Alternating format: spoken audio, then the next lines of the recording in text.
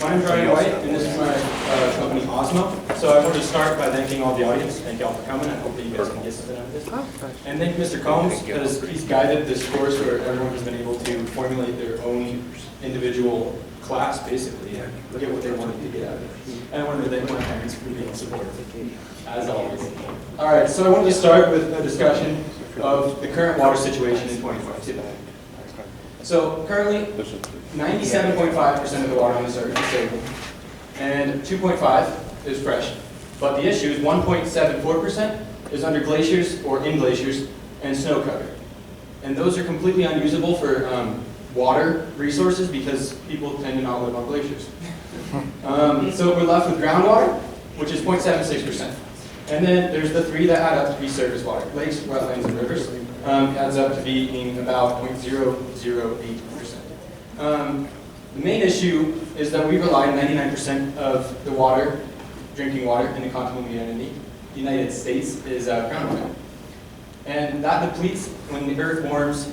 We get more salt water, the oceans rise, reduces the glaciers turn into salt water, and then the salt water seeps through the earth and contaminates groundwater and makes it salt. All right, so I'm Ryan. I've done 4 years at Grandview of the engineering pipeline. I took CAD freshman year, engineering design and draw sophomore year. And junior year they canceled the engineering class because there wasn't enough students, so I took Tech 2. I've got my CSWA, which is a SolidWorks certifications, and a couple other just miscellaneous SolidWorks certificates. So I encourage all of you guys to research water.org. They were a great source for very basic but very understandable information. 771 million people lack access to safe drinking water, which is 1 in 10 in today's modern world. It's just mind-boggling to me. I mean, everyone in the United States has access to clean, safe drinking water, regardless of your economic standing. I think it's important that everyone research themselves on issues that are global, even if they really don't affect on you locally. So here's the projected water insecurity in 2025. So, United States and Europe, wealthy countries, they'll be fine. But the rest of the world is kind of screwed. So 1.8 billion people live in areas plagued by water scarcity. And water scarcity basically means that there is lacking of access to safe drinking water. 2/3 of the world's population will live in areas of water stress, which meant that they will have to reduce the ways that they currently use water, primarily in agriculture, and come up with new techniques. And that doesn't look good considering that's 3 years. So here's a localized example of projected water security. This is India. India is the one that's going to be hit the hardest in 2030. So water demand in India will reach 1.5 trillion cubic meters in 2030. So 8 years, and they're at 740 billion right now. So they need to more than double their water supply, and they don't have the economic or energy infrastructure set up to handle either part of that. Although India will be hit the hardest, the United States will still be hit, as will wealthy parts of Europe. Between 2050 and 2100, there's an 85% chance of drought.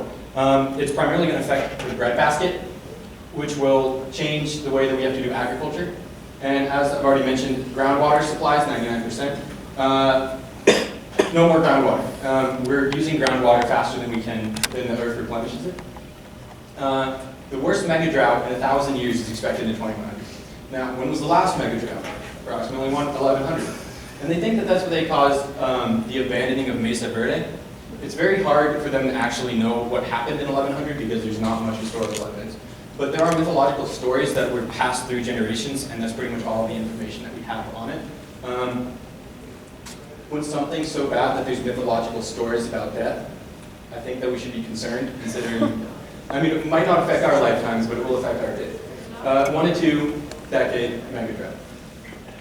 So my project background. So this summer, I spent a fair amount of time on this tiny island. Ooh, you cannot see here, it's on the screen. Right here. Even smaller, right here. Basically a tiny island. It's a desert island, desert climate, scuba diving. And that's Venezuela. So since there's no way to get fresh water on a desert island that is small, they've imported all of the water through Venezuela. Except then water was used as a weapon against bone air. And they were threatened with cutting of the water supplies through the USSR, because the USSR and Venezuela were united. So then they needed to really quickly figure out how they're going to regain their economic security in terms of water security.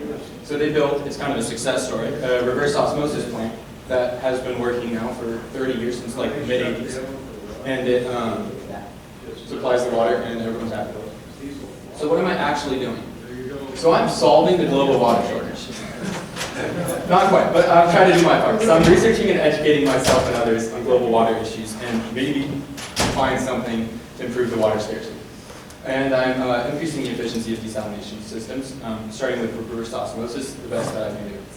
So there's two types of desalination: thermal desalination and membrane desalination. So thermal desalination is heating water, collecting the steam, and then that steam then condensates into drinkable, clean water. So like if you're boiling a pot of noodles, it will collect on the bottom of the pot, and that's your sanitized water, and salt-free. Problem with it is heating water takes a ridiculous amount of energy, and it's completely impractical at large scales. There are some large plants for desalination using thermal desalination, except they use too much energy to be efficient when the world needs to depend on it. Another issue, as we've gone back to global warming, reverse osmosis on the low end produces 2.1 kilograms per 1,000 liters of fresh water produced. And on the low end, there's two types: the more efficient, expensive type, cheaper, simple boil water type. So on the low end, 4 times the amount of carbon emissions, and on the high end, 5 times the amount of carbon emissions. And will lead into a spiral if we don't fix the water scarcity issues that we have now. So what is membrane filtration? So membrane desalination is the process by which salt and other minerals are removed from the water by passing through a semi-permeable membrane. So you've got two types: reverse osmosis and electrodialysis. So the issue with membrane filtration is that when salt is dissolved in water, it breaks into its sodium ions and chlorine ions, which are smaller than the salt. So if you have like a standard filter where your holes are large enough for the water to get through but not your sand, it doesn't work because the sodium is smaller than the water. So electrodialysis. I'm going to brief past this. If you want to talk about it, come to my table. It's very complicated, but it uses selective membranes allowing either cations or anions to pass through the membranes, and they're attracted to your attracting electrodes. It's good because the ions naturally want to flow through the membrane and not get stuck in it, so you don't need to change filters very often. But it is extremely complicated and extremely expensive to operate, and it costs energy, which, as I've already said, global warming leads into a spiral. So there's some newer issues, or newer concepts of how to desalinate, like hydrogel. So hydrogel is like slime or something. You put it into salt water, and then it makes a slime with the salt water, and then you can just extract the water from the slime relatively easily. Bad part is it is not applicable on large scales because we haven't made it yet. Next is nanotech. So they're developing nanotubes that have higher permeability, allowing down to like the part contaminants to be filtered out down to the parts per billion level, which is all good, except I said developing, and today's today. So reverse osmosis. This is what we'll start with. Reverse osmosis. So water flows through a semi-permeable membrane from a dilute solution to a concentrated solution. So briefly, water needs, in order to do this, you need to go against osmotic pressure, which is just the natural flow that water wants to have from concentration gradients. So you need 55 bar on an industrial scale, 82 bar for salt water. And it costs about 3 to 10 kilowatt hours per cubic meter of fresh water, which is significantly better than thermal desalination, but still inefficient. So here's an industrial plant's layout, a simple one. It's very similar to mine, just because that's how it works. So you've got your intake to pretreatment. Pretreatment is just activated carbon and sediment filters.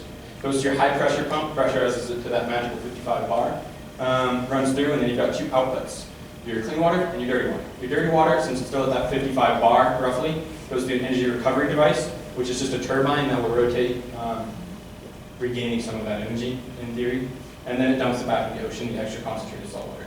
There are no environmental concerns yet, but I think that's what everyone has always said. So we'll see in 20 years if there's an environmental concern dumping salt water. And then you just got your pros treatment of alkaline, making the water more alkaline, and just for taste, it doesn't functionality wise. So then you've got brand new, clean, fresh water, drinkable. So the first solution is really just reduction. So per day, the United States uses 9 billion gallons on lawns. And I had to fact check that like 3 do we really need grass that bad? Nope. All right, so increasing the efficiency of reverse osmosis. So there's 2 ways to do it. You've got temperature and you've got pressure. So each degree in Celsius change in temperature to your pre-filtration water is a 3% change to your flow rate, which is great. You know, temperature is relatively easy to change. So in a situation you have 65 psi, 25 degrees Celsius, 50 gallons a day flow rate. This is the standard temperature for reverse osmosis mathematically. You increase it to 35, 10-degree increase, you get 30% more, 65 gallons a day. Here's your correction factors. It really makes a pretty big difference just after a couple of degrees. So increasing temperature. Now the issue is, as I just went over with thermal desalination, is that temperature is extremely hard to change in a method that is energy friendly. I'm going to drink some of my reverse osmosis water now. But I was looking, and my house has a solar water heater, which is just a box on my roof that has like a lattice of black pipe. And it'll heat water up to about 160 degrees Fahrenheit, which is hot water, which is too hot for reverse osmosis. But I was like, why can't you just do that on a larger scale? So if you ran water from the ocean, so seawater, after your filtration, just through black pipes, a couple hundred to 1,000 feet of black pipe would increase it, they think, about 10 to 20 degrees Celsius, which is a 30 to 60% increase in efficiency. I'm not sure why there's not a single plant that doesn't do that. My best guess is that any area that has reverse osmosis has enough energy infrastructure set up to where it's not worth it to take the time to do that. But in the developing country, or India's not developing, but they will need all the help they can get in the coming years in terms of water, each percentage of energy that can be conserved would be massive. So next is pressurization. So the red line is what actually will happen.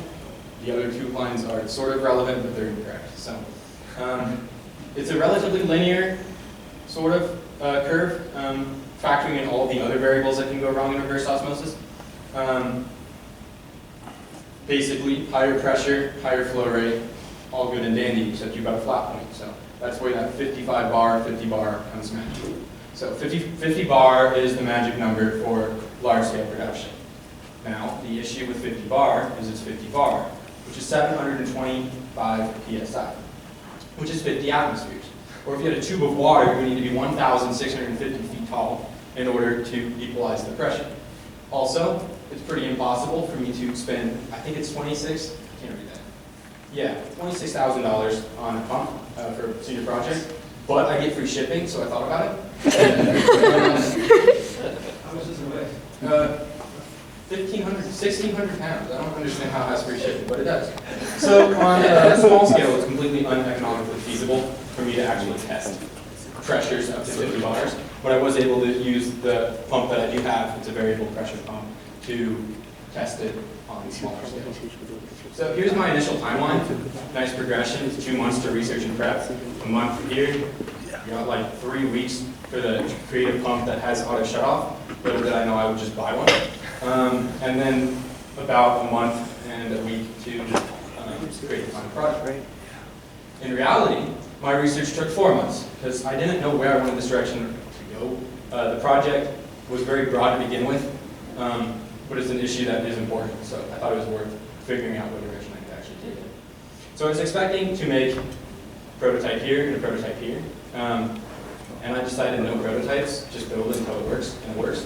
So that only took a fraction of the time that I expected it to. I was going to make custom circuitry for the auto pressure pump shutoff, but as I said, I found one, so I just used that. And we had a COVID scare in the family, so I had to drop about a week of my project. So I just dropped finishing the last part in my CSWP that I missed from a year ago. Also testing the efficiency in terms of pressure and primarily temperature didn't take very long. So overall, it turned out well. Now I got to go over my logo. These each look like separate canisters in my mind, like separate categories. So it reminded me of the stages of filtration for reverse osmosis. Like, if you look back at my project in the back, you can see that there are each stage does something completely different from the next, and they all work together to create something in unison. And I thought it was a memorable name, and it's blue, because water's blue. And it's, the clarity and the simplicity of it, I thought just led to being good for a filter. Gavin Housen helping me do it. All right, so my advisors, we got this beautiful man, Nick Giffen. So I pulled this off of his LinkedIn, and I thought it was funny because passion for clean drinking water and making an impact through rural community development. I thought that was pretty perfect.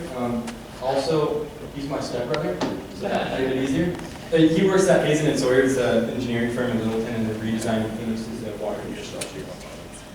Next is Beth White. She's my mother. Here's the problem. My advisors, I tried to branch out. It's really hard to get much better than I had. So here we are. So she is a molecular, cellular, and developmental biologist at CU Michigan. She's working on COVID right now. But she knows anything about microbiology. She'll yell at me for saying microbiology is molecular biology and microbiology. But she also, in Africa, this is just independent, funded and developed a clean water well for the University of Zimbabwe. I don't understand what my family's issue is with water, but here we are. All right, next is me, Papa. I was going to use him for the pump because he's an electrical and computer engineer, and he literally tinkers in his free time with microcomputers, so I just couldn't find anyone else. But I used him as a support advisor because I didn't actually need any certification. So next is my demonstration, and after the presentation's over, I would appreciate coming back to my table, and I'll show you what the reverse osmosis system does. But in the meantime, it allowed me to test the efficiency of pressurizing it up to about 150 psi before I felt like I was going to explode, and the temperature change. The temperature change was the big thing because I could see that each degree increase in Celsius was that 3% increase. Which is great, because that's what I should have done. So a lot of that works. And it allowed me insight to each stage of RO filtration. So the stages, as I've gone over, RO is very staged, and there's not much that you can change with it. Even on that large scale, it would still would have the exact same stages as my small scale model, even though it's industrial components. So overall, my project is very broad. So here's my bibliography. And any questions? Thank you.